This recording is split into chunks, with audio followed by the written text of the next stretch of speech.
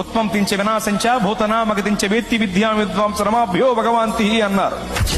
అంటే దేవుడనబడిన వాడు సృష్టించుటకు సంహరించుటకు తగిన శక్తి కలిగి ఉండాలి. భూత భవిష్యత్ వర్తమాన కాల విషయములను ఎరిగి ఉండాలి. ఈ అర్హతలు కలిగిన వాడే దేవుడు అని భావం.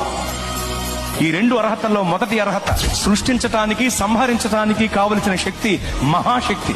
అంటే మహాశక్తి కలిగిన వాడే దేవుడు, అనగా మహాశక్తివంతుడే దేవుడు.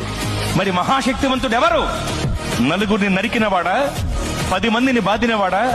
నలుగురిని నరికినవాడు 10 మందిని బాధినవాడే మహాశక్తివంతుడైతే అలాంటి వాళ్ళు చాలా మంది ఉన్నారు లోకంలో. మరి మహాశక్తివంతుడు అంటే ఎవరు?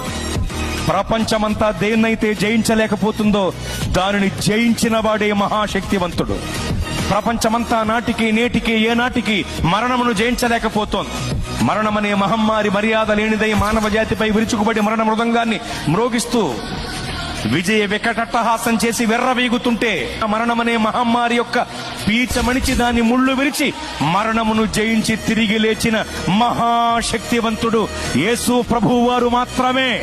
ఓ మరణమా నీ ముళ్ళు ఎక్కడ, నీ విజయం ఎక్కడ? నీ ప్రభు అడిగితే మృత్యువుకు ముచ్చెమటలు పట్టాయి.